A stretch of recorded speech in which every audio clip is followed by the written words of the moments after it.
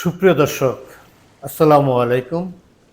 TNN TV 24 থেকে সাথে আছি নাফিজ আশরাফ।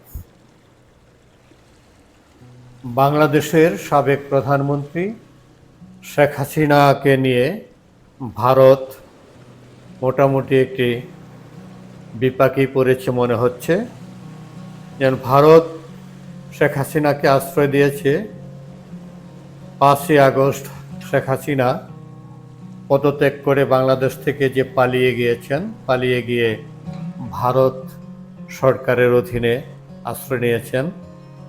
এখন ভারত সরকার তাকে নিয়ে ভাবছে তাকে কি করা যায়, কোন দেশে পাঠানো যায়, না ভারতেই রাখা যায় সেই বিষয়টি নিয়ে ইতিমধ্যে বাংলাদেশ সরকার, অন্তর্বর্তীকালীন সরকার, যে লাল পাসপোর্ট, সেই লাল পাসপোর্টের যারা লাল পাসপোর্টে বিদেশে যেতে পারতেন, ভিসা ছাড়াই যেতে পারতেন, সেই লাল পাসপোর্টও বাতিল করে দিয়েছেন।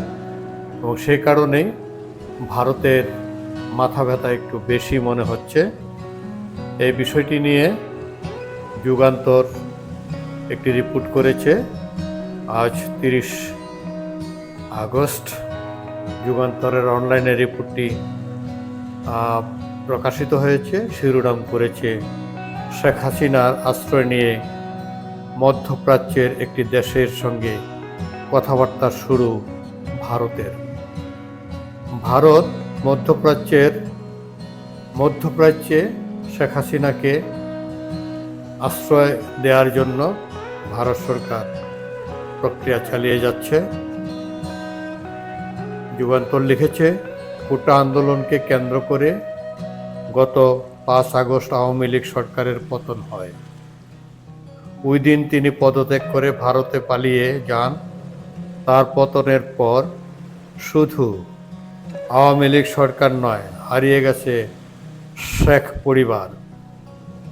5 আগস্ট দুপুরে পদত্যাগ করে দেশ ছাড়তে শেখ হাসিনার সময় পেয়েছিলেন মাত্র 45 মিনিট। ভারতের সর্বশেষ সরকারি বক্তব্য অনুযায়ী শেখ হাসিনার এবারে ভারতে আসাটা ছিল সাময়িক।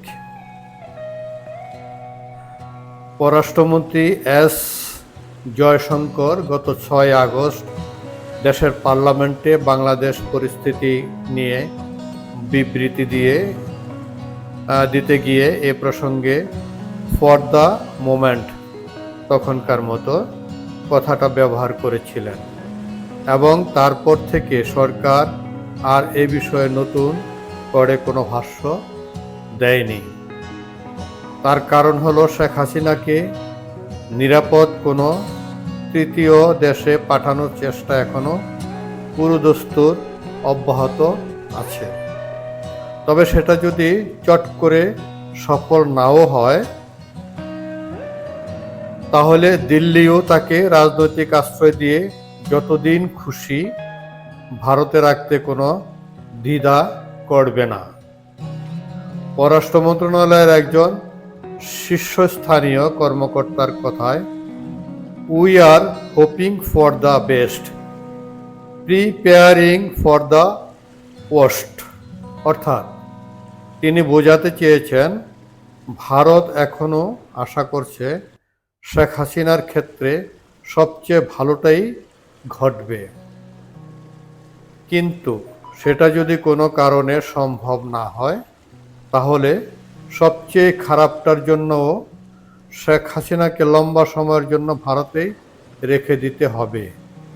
মানে খারাপটার জন্য দিল্লি প্রস্তুত আছে বা প্রস্তুত থাকবে। বিবিসি জানতে পেরেছে শেখ হাসিনার যুক্তরাজ্যে যাওয়ার প্রস্তাব প্রথমেই বাধাপ্রাপ্ত হওয়ার পর ইউএই, সংযুক্ত আরব আমিরাত, সৌদি আরব ও ইউরোপের দু একটি ছোটখাটো দেশের সঙ্গে ভারত এই বিষয়টি নিয়ে কথা বলেছিল। যদিও এসব আলোচনায় তেমন একটা অগ্রগতি হয়েছে বলে খবর নেই। এরপর মধ্যপ্রাচ্যের আর একটি প্রভাবশালী দেশ কাতারের সঙ্গেও ভারত শেখ হাসিনাকে আশ্রয় দেওয়ার ব্যাপারে কথাবার্তা শুরু করেছে বলে জানা গেছে। তবে পাশাপাশি এটাও ঠিক, শেখ হাসিনা নিজে এখনো কোনো দেশে লিখিত আবেদন করেননি। শেখ হাসিনা তার আশ্রয়ের জন্য কোনো দেশে এখনো পর্যন্ত লিখিত আবেদন করেননি। যুক্তরাজ্য বা আমেরিকায় তো বটেই, যুক্তরাজ্য বা আমেরিকায় তো বটেই, এইসব দেশগুলোতেও না, তার হয়ে এবং তার মৌখিক সম্মতি ভিত্তিতে যাবতীয় কথাবার্তা ভারত সরকারই চালাচ্ছে। শেখ হাসিনা নিজে কিছু বলছেন না অন্য কোনো দেশে আশ্রয়ের জন্য, কিন্তু শেখ হাসিনার হয়ে ভারত সরকারই বিভিন্ন দেশের সাথে কথাবার্তা চালিয়ে যাচ্ছে। এখন প্রশ্ন হলো, যদি তৃতীয় কোনো দেশ শেখ হাসিনাকে আশ্রয় দিতে রাজিও হয়, তাহলে কোন পাসপোর্টে তিনি দিল্লি থেকে সেখানে সফর করবেন? তার তো কোনো পাসপোর্ট নেই। যদি অন্য কোনো দেশ রাজিও হয়, তাহলে কোন পাসপোর্টের মাধ্যমে সে সেই দেশে যাবে? এটা একটা চিন্তার বিষয়। ঢাকায় ভারতের সাবেক হাইকমিশনার রিভা গাঙ্গুলি দাস বিবিসিকে বলেছিলেন, এটা কিন্তু বড় কোনো সমস্যা নয়। বাংলাদেশ সরকার যদি তার পাসপোর্ট বাতিলও করে দিয়ে থাকে, ভারত সরকারের ইস্যু করা ট্রাভেল ডকুমেন্ট বা পারমিট দিয়েই তিনি অনায়াসেই তৃতীয় দেশে যেতে পারবেন। তিনি আরও বলেন, যেমন ধরুন, ভারতে এরকম হাজার হাজার তিব্বতী শরণার্থী আছেন যারা জীবনে কখনো ভারতের পাসপোর্ট নেননি।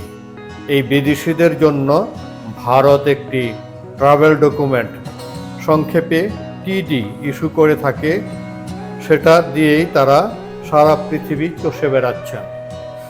অর্থাৎ ধরা যাক, যদি এক্স নামক দেশ শেখ হাসিনাকে আশ্রয় দিতে রাজি হয়, তাহলে ভারতের জারি করা ট্রাভেল ডকুমেন্ট দিল্লিতে এক্স দেশের দূতাবাস ভিসা দিলেই তিনি অনায়াসে সেই দেশে যেতে পারবেন এবং থাকতে পারবেন। রিভা গাঙ্গুলি দাস সেই প্রসঙ্গেই যোগ করেছেন, এই নিয়মগুলো সাধারণত ব্যক্তিবিশেষ বা ইন্ডিভিজুয়ালদের জন্য। মনে রাখতে হবে, শেখ হাসিনার সেটা ছাড়াও একটা বিরাট পলিটিক্যাল প্রোফাইল আছে, যেটা তার ক্ষেত্রে নিয়ম কানুনগুলোকে অনেক সহজ করে তুলতে পারে। শেখ হাসিনার যেহেতু একটি বিরাট পলিটিক্যাল প্রোফাইল রয়েছে, সেহেতু তার ক্ষেত্রে বিষয়টা অনেক সহজ হয়ে যেতে পারে। সেটাও রিভা গাঙ্গুলি ব্যাখ্যা দিয়েছেন। একান্ত প্রয়োজন হলে শেখ হাসিনাকে ভারতেই রাজনৈতিক আশ্রয় দিয়ে রেখে দিতে যে ভারত যে দ্বিধা করবে না, সেই ইঙ্গিতও কিন্তু দিল্লিতে এখন পাওয়া যাচ্ছে। যদি কোনো কারণে ভিন্ন কোনো দেশ বা তৃতীয় কোনো দেশে তাকে পাঠানো নাও যেতে পারে বা নাও যায়, তারপরে ভারত শেখ হাসিনাকে রেখে দিবে, এমন ইঙ্গিতও দিয়েছে। অতীতের কিছু বিশিষ্ট ব্যক্তিদের উল্লেখ করেছেন এখানে। অতীতে তিব্বতী ধর্মগুরু দালাই লামা, নেপালের রাজা ত্রিভুবন বীর বিক্রম শাহ বা আফগান প্রেসিডেন্ট মোহাম্মদ নজিবুল্লাহর মতো বহু বিদেশি নেতাকে ভারত রাজনৈতিক আশ্রয় দিয়েছে। এমনকি শেখ হাসিনা নিজেও 1975 সালে সপরিবারে ভারতে আতিথেয়তা পেয়েছিলেন। তবে এই পদক্ষেপ যদি একান্তই নিতে হয়, তবে ভারত বাংলাদেশ দ্বিপাক্ষিক সম্পর্কের ক্ষেত্রে তার প্রভাব কি পড়বে, সেটাও দিল্লিকে খেয়াল রাখতে হবে। পর্যবেক্ষকরা মনে করিয়ে দিচ্ছেন, 1959 সালে দালাই লামাকে রাজনৈতিক আশ্রয় দেওয়ার পর থেকে ভারত চীন সম্পর্কে যে তিক্ততার সৃষ্টি হয়েছিল, আজ ৬৫ বছর পরেও কিন্তু তার রেশ রয়ে গেছে। দালাই লামাকে ভারতে বা আন্তর্জাতিক বিশ্বে যতই শ্রদ্ধার চোখে দেখা হোক, দিল্লি ও বেজিংয়ের মধ্যে সম্পর্কে তিনি বরাবর অস্বস্তির কাঁটা হিসেবেই থেকে গেছেন। তবে কি শেখ হাসিনার ক্ষেত্রে সেই রকম কিছু ঘটনা ঘটতে পারে, যদি শেখ হাসিনাকে ভারত শেষ পর্যন্ত আশ্রয় দেয় এবং বাংলাদেশ এবং ভারতের সাথে যে কূটনৈতিক সম্পর্ক, সেই সম্পর্কের কি কোনো অবনতি ঘটবে? দর্শক, বিষয়টি আপনারা বিবেচনা করে দেখবেন। ভালো থাকবেন। আল্লাহ হাফেজ।